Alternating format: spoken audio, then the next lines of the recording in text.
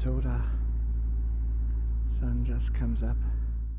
I have been testing the laser lamp light bars for a few months now. On the roof I have a T24 Evolution and on the bull bar a RR 1250. While they are not the brightest lights I have run, I find especially the RR 1250 to be a light bar with probably the best beam pattern I have used so far. It's a bit hard to describe. It does not light something up where you are blinded and think wow because of the sheer light output. It rather provides a super smooth, even light output which illuminates the front but also the sides of the road and makes driving at night very pleasant with very little eye fatigue. The laser lamp light bars, having their roots in rally development, are weight-wise the lightest light bars on the market. The over 1 meter long T24 Evolution weighs in at only 3 kg and the RR 1250 is only 2.4 kg. The light bars use a 5000 K color temperature, which seems to be the sweet spot to reduce eye fatigue, but also provide the crisp details you want to see and to keep it as close as possible to daylight. These are my initial opinions after the first longer trip, but I will keep you updated how I go long term. It's crazy. I think that's dust because there is no moist here. Quite amazing how fast these caravans drive. I'm on the road to Quilpie here. It's 100 kilometers road. I'm sitting exactly on 100. And I have at least 3 or 4 cars with caravans behind me who want to overtake at 110 or so. All super fast.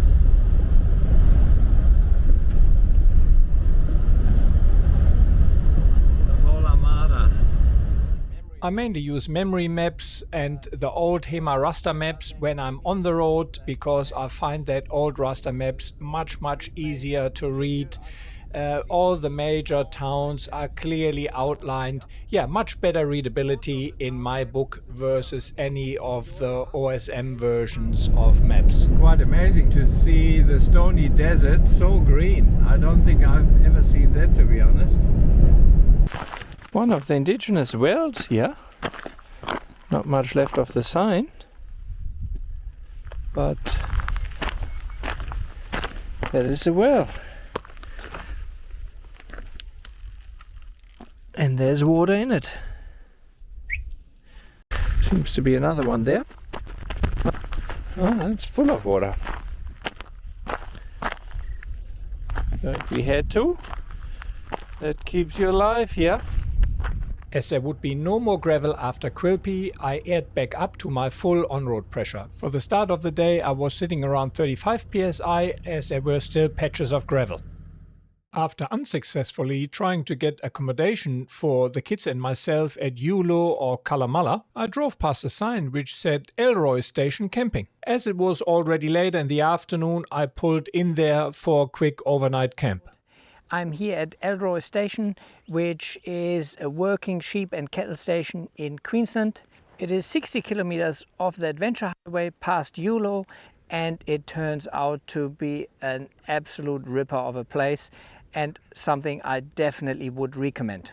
You pay $10 per adult, kids under 14 years are free, and you have hot artesian bars, you have showers, you have toilets, you have a camp kitchen. It's just an absolutely beautiful place. That is country hospitality. Yeah, caretakers rocks up, stokes the fire for you, brings you firewood, water here. Beautiful spot. There are quite a few camp spots to choose from at Elroy, from quiet river camping to caravan spots right next to the camp kitchen and close to the toilet and the artesian bath. Oh, that's awesome. Very cool.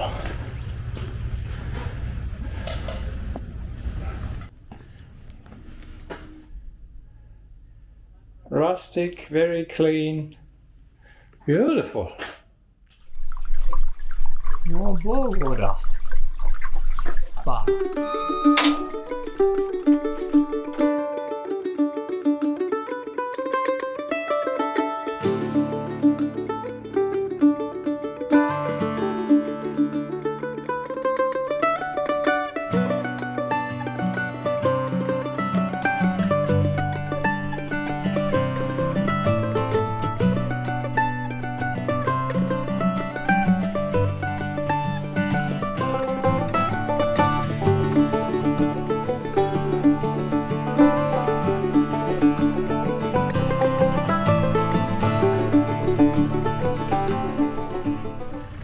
Meg and Mary here from Elroy Station is going to take us on a tour around the property. Going to jump into the old Toyota. Good old Toyotas, they never die. Old farm ute here. Windscreen wipers.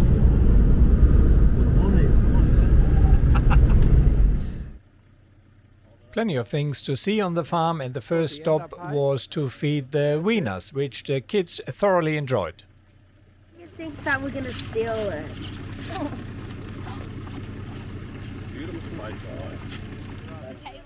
There are also a few camels to be seen on the farm.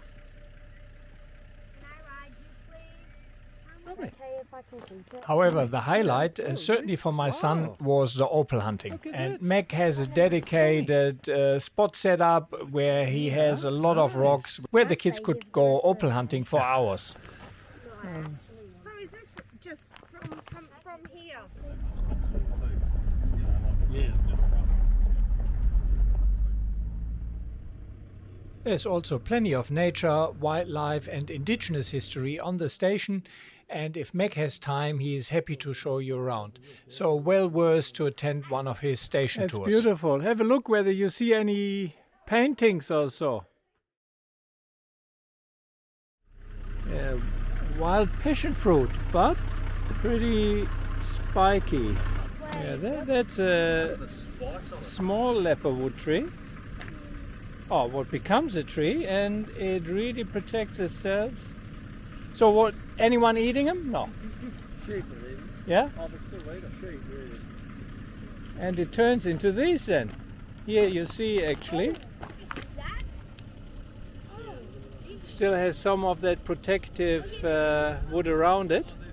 And then that breaks off and it becomes this leopardwood tree. Some remnants of an indigenous grinding stone, and Meg has quite a few more indigenous artifacts from the early days. The small opal mining town of Yowah is only 20 kilometers from Elroy Station, and if you stay for a few days at Elroy Station, I definitely would recommend a visit at Yowah. Beside the many opal stores and museums, it has a caravan park, it has a servo and a small shop where you can get some basic food and other items. So Aussie's opal shop, and gonna be the greenest grass in Yowah, I reckon. There you go. Hey, how are you, mate? You mind if I film? Yeah, no, that's alright. Wow. These are beautiful.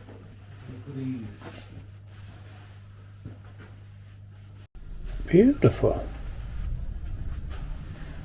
So if you're in Yowah, pop into Aussie's. Here the grinding dishes. Aussie's Opal store also has a small museum adjacent to it, which is definitely worth a look.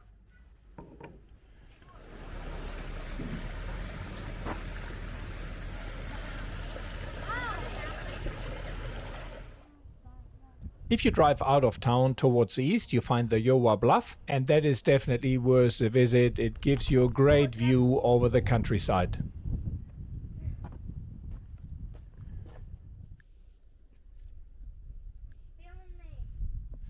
So one of the things you can order here at Elroy Station is a camp oven cooking pack. I didn't carry a camp oven with me because simply too big for the desert trip, and I don't use it that often, but Meg and Mary were kind enough to provide me one of the sets. So you get the camp oven and you get a little bag here. Let's have a look. I haven't looked into it. The whole package is $45, but it includes alone a kilogram of meat and the Munchie Mulga stew. 10 to 20 minutes, cooking time 40 to 60 minutes. I better get going here. And look at these, everything is in here. Meat, simmer soup, onion, carrot, sauces, spuds. That is pretty neat.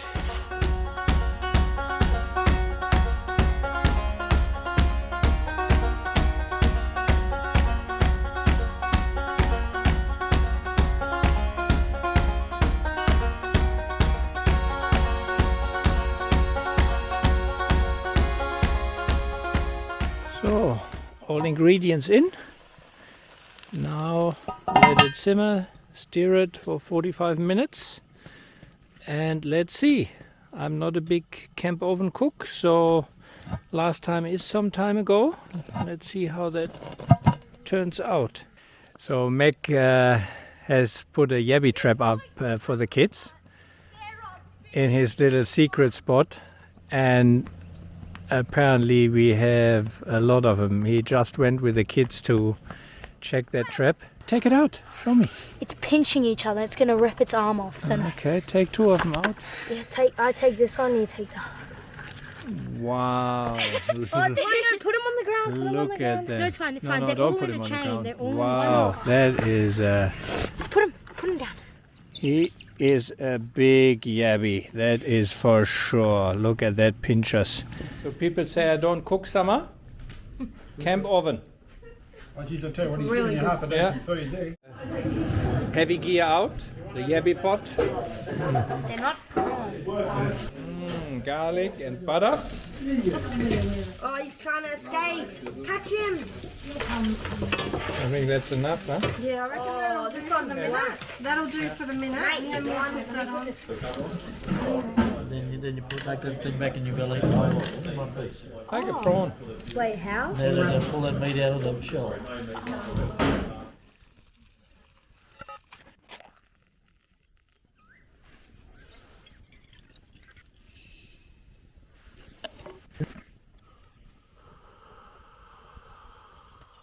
Cooking bacon and eggs on the fire.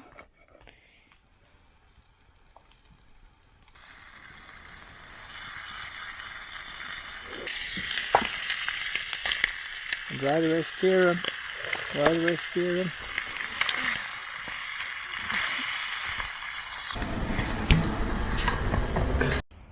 How does it taste? Fire cooked Good. bacon eggs? Very good.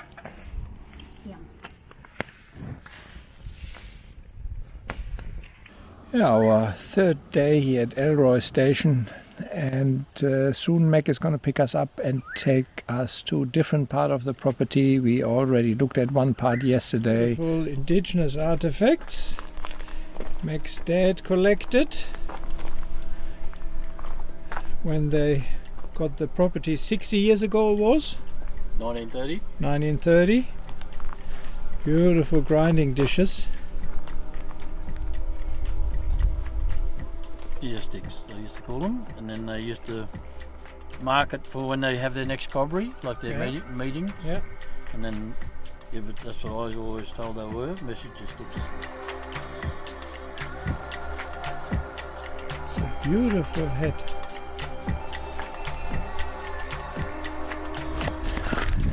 Look, I found the paddock this morning. What? Where? In the pile? Up in that pile up there. Summer. What the heck? Yes. Put them in Whoa, the sun, this and is they look them in the sun. Whoa! Oh. These GME UHFs have come in very handy. The kids are here working an opal pile, trying to find some more opals. I'm going to go on a drive with Meg over his property, so I've got one of them. The kids have one of them. That means we can stay in contact as they're going to be here by himself. Whoa. Whoa! Look at that, Papa. Look at it with water on it. Wow. Oh, sorry. I thought it was... That looks good. Yeah, today Meg showing me some of the native wells which they dug here. It's not really a well, but a water reservoir. You may have covered that up, huh? Yeah, we used to cover it up with logs and whatever to keep the roos from getting in it. Yeah. And if we were out here mustering, we'd have a drink as well. Like, Yeah. yeah, because it usually in the summertime gets big lilies on top Yeah. and covers it, shades it, and it's always got pretty full like that. Oh, really? Yeah. Have you seen that dry? I did 4 years ago. I did, yeah. Okay, but not often. Not often, no. Cool. And if you look on the edges there, you see the grinding marks where they used to grind the snares or whatever. That is very smooth. Ah, yeah, with the water. Wild dog tree. The farmers hang him up because it's supposed to deter other dogs. That's a secret Yabby spot.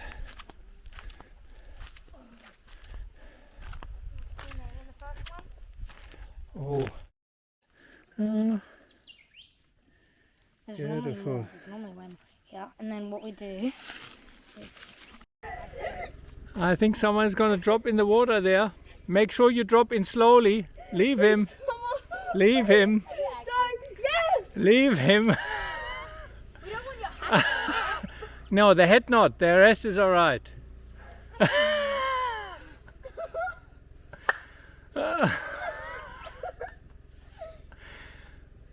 think I might keep this hat. Lucky.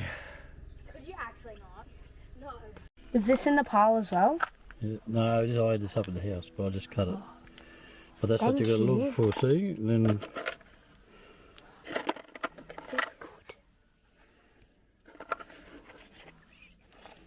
and like this one here, I cut it down the middle for her, like that down the middle. Oh, no. So that's how it was on the ground. And normally the opal should be in there where that dirt is. But it didn't form, see? It's too early. It hadn't formed.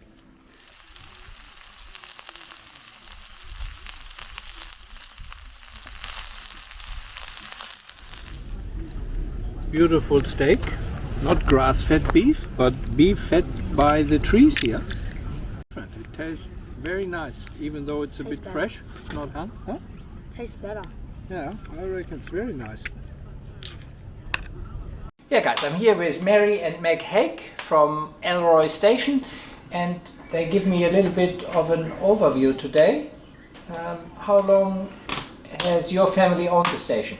Dad come here in 1930, and then he come from a property up the river, which his father managed, and then he come down here, and he come here when he was 16-year-old. Okay, with 16 years old he had his own station. Own station, yeah. Wow. So, and then there was very little here then. There was a there was a little bit of the old house, the main house here, and then there was no power, and there was only a windmill for water. So and after a few years he put a first bore down. Yeah. In the 1932, and that gave us pretty artesian water. Yes. On the property, yeah. And that's why we have that beautiful artesian bars here. But you are a running station, so what are you having on that station here? Yeah, we're sheep and cattle, and we're just merino sheep, which is mainly wool-grown sheep, and then we got like an Angus cross cattle, and then and we just do them for meat. Yeah. So. Cool. It's very deceiving. I dropped in here by chance really, just looking for a bed, and 3 days later now we're leaving. Yeah, it's a beautiful place, I have to say. So what are some of the things what people can do here? Yeah, well, there's Opal Mine's only 25 kilometres away, Yowah Opal Fields, and there's good opal there, and then there's plenty of opal shops, and there's a store and everything there, and then you can buy a camp oven meal off Mary, and then when we supply a camp oven, and you can cook it yourself, which you did. Not to mention Yabbies. Plenty of Yabbies in the river at the moment, and even though it's cold, the kids are still catching some good Yabbies and whatever, so along the river you can do that. And then there's a road goes through the property which you can go up to a lookout and have a look up there, and if you're here for a few days or whatever, I can take you for a bit of a station tour or whatever, so yeah. And yeah, the kids certainly had a ball Opal Mining. I think that was their highlight, and really Meg looked after them so well. They found some hidden gems. You guys are absolutely awesome. How you looked after us and all the other guests here. Yeah, just a ripper. So we will be back, that's for sure. Yep. Because for us it's on the way to the desert, so I do that once or twice a year. And that certainly will be one of my stopovers. It's good, yeah, so. Oh, I had a little camp just out of Koba, dropping the kids off. Fly back to Sydney. And again ice. The cold follows us. So, dropping the kids off at the Koba airport to fly back to Sydney. That is a tiny airport. I think that's a hangar. By now Sydney was in lockdown, so I decided to send the kids home so that they don't miss any school, and I would go on for another 2 weeks.